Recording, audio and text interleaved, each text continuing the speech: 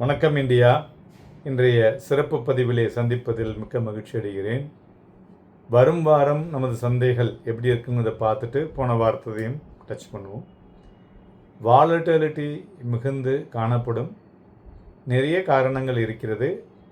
அதிலே நம்மளுடைய அந்த மழைக்கால கூட்டத்தொடர் லோக்சபா நடக்கிறதும் ஒரு முக்கிய காரணி.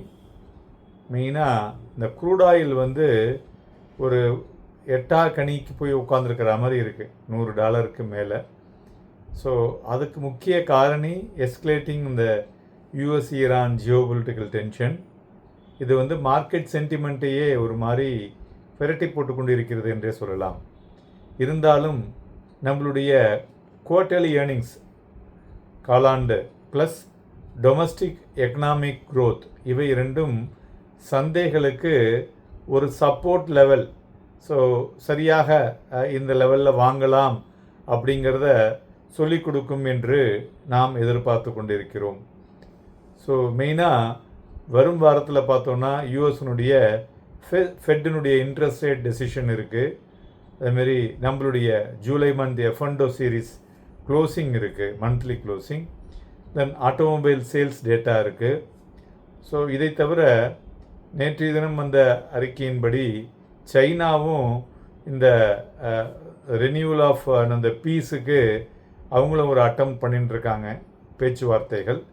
ஸோ இதை எல்லாம் என்ன ஆகும் என்பதை வரக்கூடிய நாட்களில் பார்க்க முடியும். அதோடு எஃப்ஐனுடைய பையிங் ஆக்டிவிட்டியும் மார்க்கெட்டுக்கு ஒரு முக்கிய காரணங்களாக இருக்கக்கூடும் சென்டிமெண்ட்டை பொறுத்தவரை. ஸோ போன வாரம் பார்த்தோன்னா 5 நாட்களும் நமது சந்தைகள் வீழ்ச்சியை தழுவினது. கிட்டத்தட்ட 2.3% வீழ்ச்சி அடைந்து சைக்கலாஜிக்கல் மார்க் 24,000க்கு கீழே 23,767 முடிவடைந்தது எல்லோருக்கும் தெரியும். அதேபோல் குளோபல் மார்க்கெட்டும் வீழ்ச்சி அடைந்திருக்கிறது. மெயினாக இந்த வீழ்ச்சிக்கு க்ரூட் ஆயில் 2 மாதத்தினுடைய உச்சத்தை தொட்டது பார்த்திங்களா, அதுதான் போன வாரம் நம்ம சந்தைகளில் ஒரு சென்டிமெண்ட்டை உடைச்சதுன்னு சொல்லலாம். அதுமாரி 4 மாதமாக பார்த்தோன்னா நம்மளுடைய சந்தைகள் ஒரு ஒஸ்ட் பர்ஃபார்மன்ஸில் தான் இருந்துக்கிட்டு இருக்குது இல்லையா. ஸோ இது கூடிய விரைவில் இதுக்கு தகுந்த ஒரு சரியான ஒரு விடை கிடைக்கும் என்று குளோபலாகவே எதிர்பார்க்குறாங்க, நாட் ஓன்லி இன் இந்தியா, குளோபலாக. மேலும் துறைகளை பார்த்தோன்னா வரும் வாரத்தில் ஆட்டோமொபைல் ஏன்னா நல்ல ரிசல்ட்ஸ் வந்திருக்கு. அதுபோல் சிமெண்ட்டும் நல்ல ரிசல்ட்ஸ் காமிச்சிருக்காங்க, இதில் மொமெண்டம் இருக்கக்கூடும். டிஃபென்ஸ் செக்டார் அவங்க பார்த்திங்கன்னா நிறைய ஆர்டர் புக் இன்க்ரீஸ் ஆகிட்டே இருக்குது. அதனால் இந்த 3 துறைகள்லேயும் வரும் வாரத்தில் மொமெண்டம் இருக்கும் என்று எதிர்பார்க்கலாம். டெக்னிக்கலாக நிஃப்டியை பொறுத்தவரை பார்த்தோன்னா ஒரு bearish candle for the last 5 weeks லோவை உடச்சி வந்திருக்கு. அதனால் இந்த 23,800க்கு கீழே சந்தைகள் நின்றுதுன்னு வச்சுங்களேன், 23,600 23,500 ரீவிசிட் பண்ணக்கூடிய வாய்ப்புகள் அதிகமாக தெரிகிறது. அதுபோல் சந்தைகள் மேலே ஒரு ஹடில்னு பார்த்தோன்னா அதுதான் ரெசிஸ்டன்ஸ்னு சொல்லுவோம். 23,950 மற்றும் 24,040 எப்பொழுது இருக்கிறது. ஸோ இன்றைய தினம் வெளிவந்த யூஎஸ் நியூஸ் படி பார்த்தோன்னா that is US-Iran war update.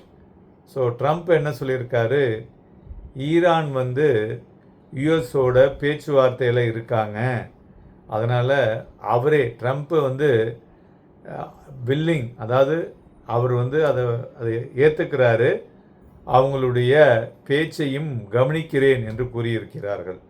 So அதனால் இது எப்போ சொல்லியிருக்காருனாக்க ஆன்யுவல் த கரஸ்பாண்டன்ஸ் டின்னர் மீட்டில் வாஷிங்டன் டிசியில் நேற்றுக்கு நடந்த இடத்துல அவர் கூறியிருக்காரு.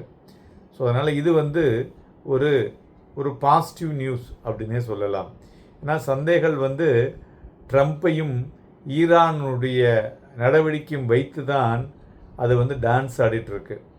ஸோ இந்த குரங்கு கையில் ஒரு குச்சியை கொடுத்து ஆடுறாராமாங்கிற மாதிரி சொல்லுவாங்கள்ல, ஒரு நம்ம நாடோடிகள்லாம் செய்கிற மாதிரி, அதேமாரி தான் இப்போ எக்கானமியே நடந்துட்டுருக்கு. ரொம்ப வருத்தமாகத்தான் இருக்கிறது.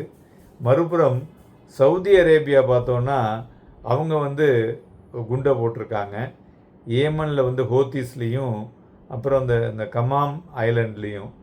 ஸோ மறுபடியும் இதுக்கெல்லாம் ஒரு முற்றுப்புள்ளி கூடிய விரைவில் வர வேண்டும் என்று உலகம் பூராவும் எதிர்பார்க்கப்படுகிறது. ஸோ அட்லீஸ்ட் ஆகஸ்டில் இது வருமா என்பதை பற்றி நாம் வரும் வாரத்தில் சிறப்பு பதிவிலே பேச இருக்கிறோம்.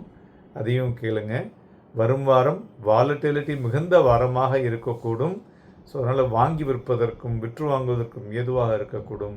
Happy and profitable week.